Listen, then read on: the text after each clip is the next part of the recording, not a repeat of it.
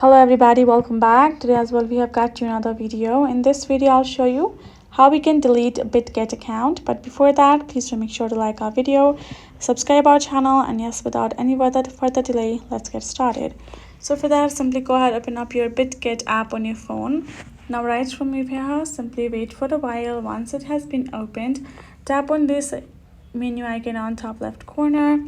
Go ahead, tap on your user ID on top and make sure you are in the section of profile, and at the bottom check out the option called close account. Tap on it. Now you can find this option of I have confirmed that my account wallet has no asset. I'm going to tap on that. If you have, simply transfer to your external wallet and tap on close account.